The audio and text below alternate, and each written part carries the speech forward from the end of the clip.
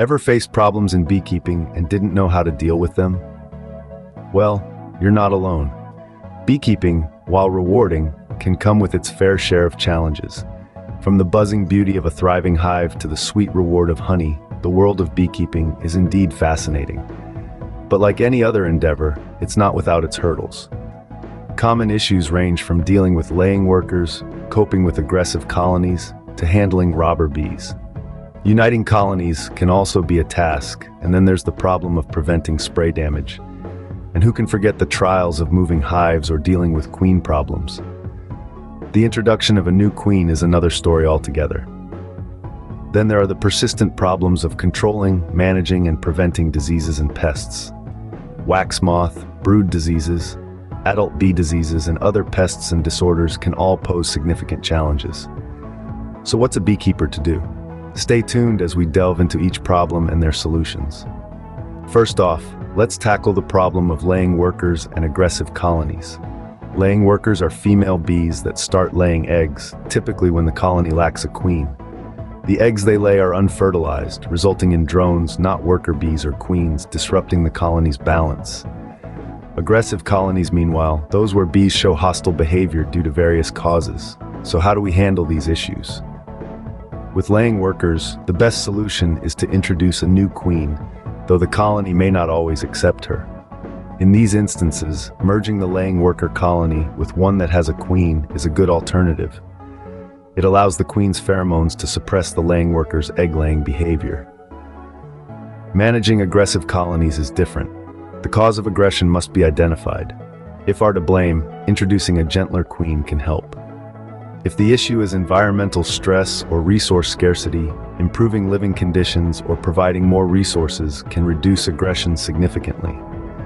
Remember, bees are sensitive to environmental changes and require careful management. Awareness of their needs can help prevent problems like laying workers and aggressive colonies from arising. With proper management, these issues can be effectively resolved. Next on our list, robber bees and the task of uniting colonies. Robber bees, as their name suggests, are those that steal honey from weaker colonies. This can lead to a collapse of the victimized hive, making this a significant issue in beekeeping. To counteract this, beekeepers can reduce the hive entrance size, making it easier for the colony to defend against robbers.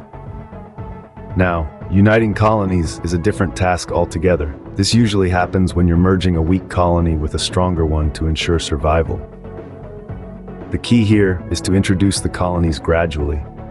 A common method is to use a double screen board, which allows the bees to get accustomed to each other's scent before fully merging. In both cases, it's crucial to monitor your hives regularly.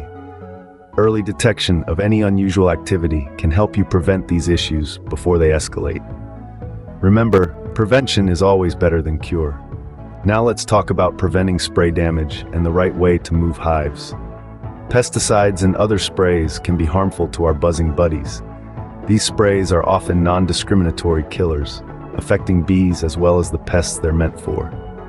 To prevent spray damage, consider using natural alternatives or spraying at times when bees are less active, like early morning or late evening. Moving hives, on the other hand, is a task that requires careful planning. Abrupt changes in location can disorient bees and harm the colony. So if you must move a hive, do it gradually. If the new location is less than 3 feet away, move the hive a few inches each day. For distances greater than 2 miles, you can move the hive all at once, as the bees will reorient themselves. With these tips, you can ensure a safe and healthy environment for your bees. Queen problems and introducing a new queen can be quite tricky, but we've got you covered. When it comes to queen-related issues, a common problem is queenlessness. This is when a hive is without a queen and can lead to a decline in the bee population. Another issue is when the queen is underperforming, not laying enough eggs, or producing weak offspring. Introducing a new queen into the hive can be a solution, but it's not an easy process. It requires patience and precision. The new queen should be introduced in a queen cage to protect her from worker bees. She should be released gradually over a few days, giving the colony time to get used to her scent and accept her as their new leader. Remember, the queen is the heart of the hive, and her health and productivity are paramount to the hive's success. A healthy queen is essential for a thriving hive, so it's crucial to get this right. Controlling diseases and pests is a vital part of beekeeping. A plethora of threats, from mites to predators and diseases, can endanger your hive's health.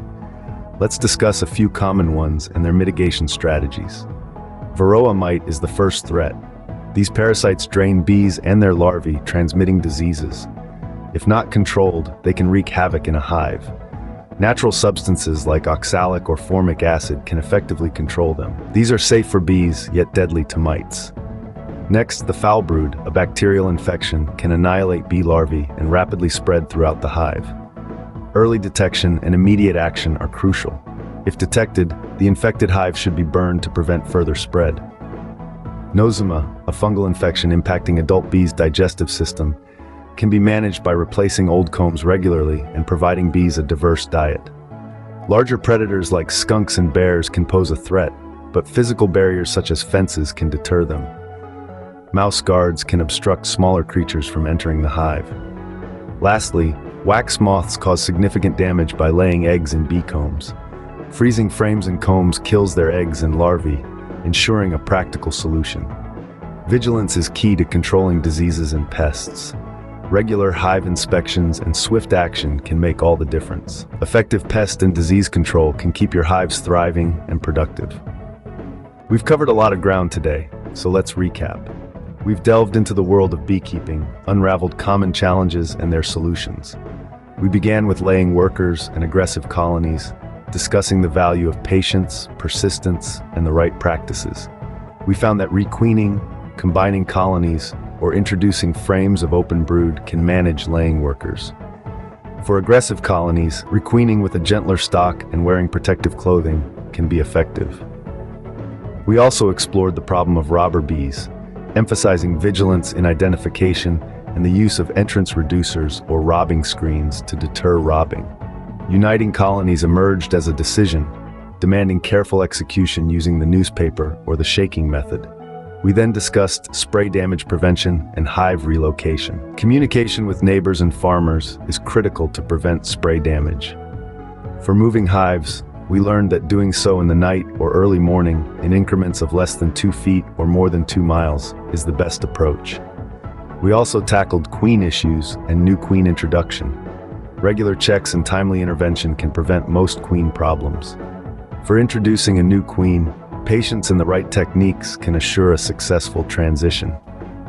Lastly, we discussed controlling diseases and pests, emphasizing regular inspections, proper hive management, and the use of approved treatments.